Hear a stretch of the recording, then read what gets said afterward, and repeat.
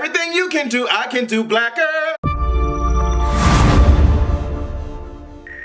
What's going on, y'all? It's time for another King of Reeds TV video. Yes, girl. No, I can't do that. But what's going on, y'all? It's time for another King of Reeds TV video. I miss y'all. I love y'all. Let's talk about some of the things that's been going on, girl. I got Kandi around here getting C-minuses on her test for her restaurant, girl. What's the tea? Y'all need to clean the ice bin. Let's get into this video. Fenty Beauty. Rihanna is coming for wigs. I want your wig. I want your wig. And I want your wig, too.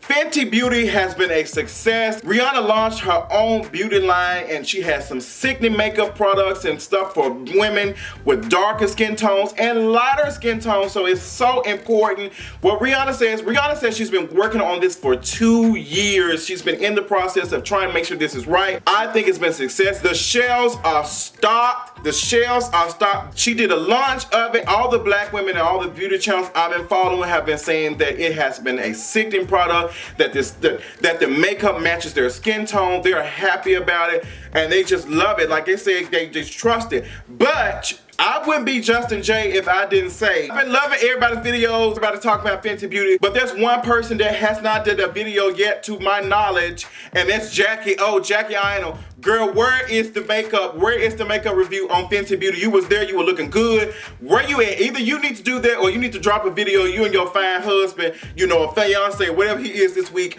y'all doing something or talking, because girl, if you ain't gonna give me that, if we can't get no Fenty Beauty review, what can we get? You need to give us something, Jack. We waiting on you. But all the good things that have been said about, you know, the makeup and everything. So Sephora and Rihanna getting together, making sure the shelves are stocked has been a success. And black women are loving it. Black women are loving it. This wouldn't be America if people didn't come and try to copycat what Rihanna is doing and what, you know, they have been able to do but just chose not to for the last couple of years. We had Kylie Jenner try to release some more shades. Say, oh girl, these are available for colors too. Like, we got some black girl products too. Like, yeah, but y'all stuff ain't work good for us and clearly y'all don't care about us. And Kylie, girl, you don't need to be worried about anybody and their makeup. You need to be worried about these lawsuits, honey, because they still coming for your jugular for that mess that you did. Those shirts that you had with that unauthorized picture on it, like you had rappers on there, and girl, you didn't have authorization to even use that picture. So that tells me that you have poor business sense, period. Like you, but I'm not surprised because your name is Kylie Jenner. So girl, I'm not surprised. That's Kendall Jenner. I'm sorry, girl. I done got them all confused. All y'all look the same. I mean, I think Kylie, which one was it? Girl, both of them. I don't care. Kendall or Kylie, both of them are the same. But you got one that's trying to solve racial issues with a Pepsi, okay? With a diet Pepsi, girl. I don't have time. And you got another one that's copycatting black women stuff and trying to make money off of it. Like, I am tired of y'all. I'm tired of y'all. Y'all make me sick. You know, she's dealing with lawsuits. Rihanna's beauty line has been a success. It just goes to show you that, you know, it's our time, and I'm just loving all of the, you know, all the things that's been said. Now, a couple of people are trying to be shady and saying, well, the stuff ain't doing too well because it ain't selling out. No, that's because Rihanna made sure that the shelves were stocked. And this is a tactic that people use.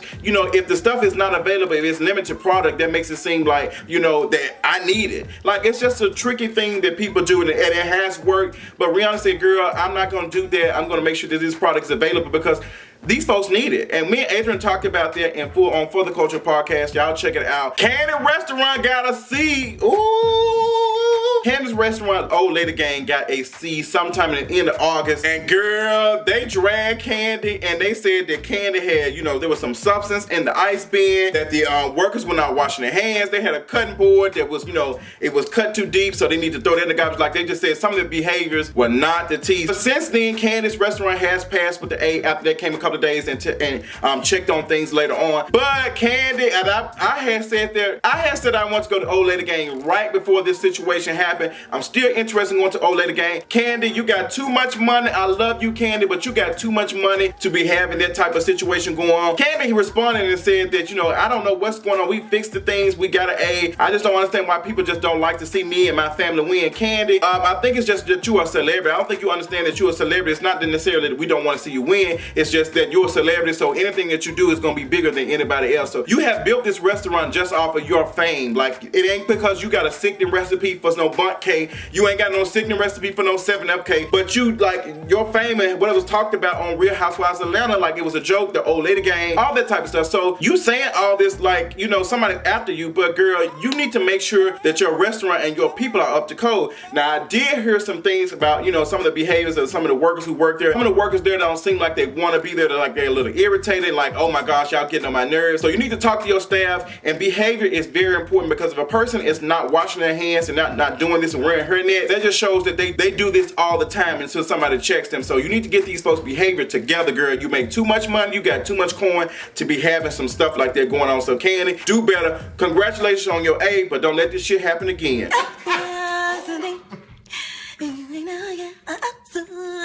Janet Jackson is on tour. She is back. She is snatching. I had to snatch some wigs. Can you speak up? We can't hear you. Janet Jackson is back. She is on tour. She seems like she is just so happy she's doing what she loves. Now, I need to talk about this because her marriage to whatever his name is, I don't even want to look up his name because I don't want that voodoo on me. Randy Jackson is spilling the tea, and he said that she was in an abusive relationship, that she felt like she couldn't do anything, and he was like mentally abusive to her, and you know, he still is harassing her to this day. Now, a couple of us say all the time, oh my gosh, she's so lucky she got a billionaire husband. Sometimes it ain't all that. Like, sometimes what you see ain't always what you get, and it's not always black and white as we may think. And Janet Jackson was married to a billionaire, but she just felt trapped that she wasn't able to do anything. Like, that's his money. Like, I don't think people understand. There are some people that there are some people that don't make as much but are happy and are content. There's some people that don't know anything about all the trash and stuff that's going on in the world, and they're just in their own little bubble and they're loving their family. Sometimes that is important.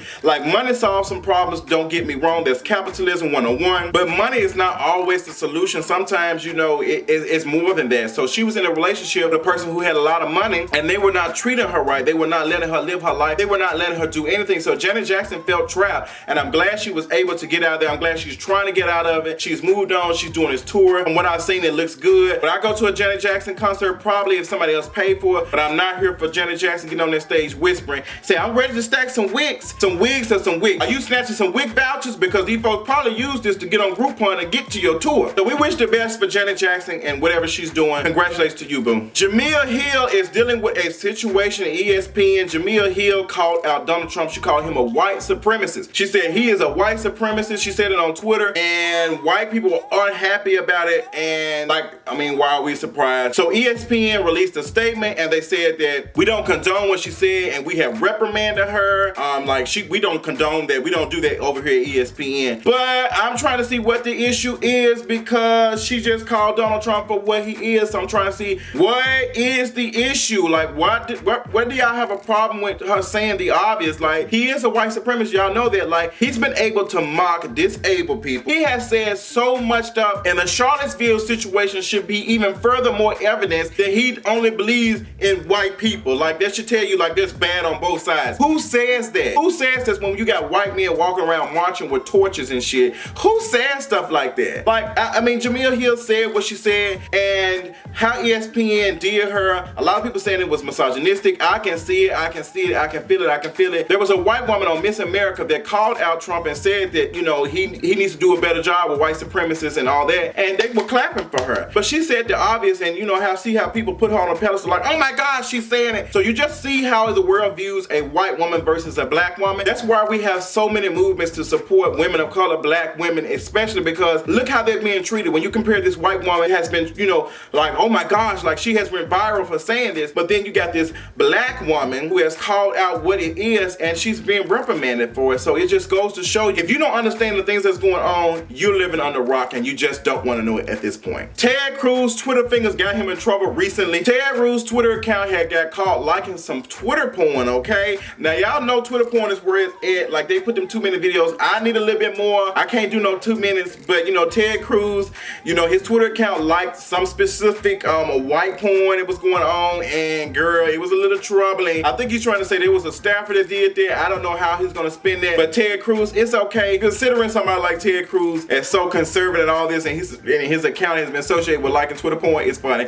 Now, likes on Twitter, there are a lot of other folks folks, like, girl, I ain't gonna call them out to y'all that got some likes on their Twitter point. I ain't liking none of that. I know for a fact that with these 90,000 subscribers and growing, thank you, shout out to the Jays for making, we are at 90,000 subscribers and growing, that eventually when somebody gets me to speak for them and all that type of stuff and I get some sponsors, y'all ain't gonna be able to find no likes. I'll be like, huh? No. Bobbi, Kristina's estate and Bobbi are trying their best. Come together and stop TV One and this trash biopic for Bobbi Kristina. Like, they already are ready. They got the trailers out. I ain't seen the trailers. I don't want to because I just don't believe, like, I just ain't here for that. Like, that whole situation was a tragedy. I just feel like these folks need to rest. These folks ain't allowing them. And for TV One to be the black-owned network or whatever they're trying to be, and you know, y'all doing stuff and y'all got this, like, I don't think it's cute, but you know, if y'all don't do it, Lifetime will, somebody will do it. Like, and actually, now that I think about it, Lifetime has made a lot of money talking about black stories and stuff. I don't know how to feel about it. Y'all tell me what y'all think about it. TV One, you know, this seems to be going through it, and like, Bobbi Kristina and Bobbi ain't trying, they trying to stop it in all means. Like, from the picture I've seen, the girl playing Whitney Houston and the guy playing Bobbi. Okay, I don't know what y'all doing over there. TV One said, girl, we finna put this up and there ain't nothing y'all can do about it. Ain't nothing you can do about it. Omarosa, girl, they don't want you nowhere near President Trump. Omarosa, you did all that shucking and jiving. You did all that. Well, these supposed to put you on a no-flight zone. No-flight zone. She know better. She knows better. Girl, they didn't cut you off. They said they didn't want you pissing on Donald Trump no more. You have made him mad with your melanin. Like, get out of here. We don't want you in here. We just need you to sit here and tell jokes. We don't need you in here. We don't need you, Omarosa. We're gonna put you on the no-flight plan. We're gonna put you on the no-flight zone. Ain't that what they be saying? We got you on there and you're gonna be good. You're not gonna be pissing off Trump and all the stuff that we got going on to make America great again. Omarosa, not shocked. Your fault. Deal with it. Fix it. Whatever you need to do with it. But girl, it's ultimately your fault. You put yourself in this situation, and girl, I ain't got nothing to say. Like, you're responsible for all that, and your wife was kicking you out the door like faster than this. Like, sis, I can't help you. I don't know what we can do for you.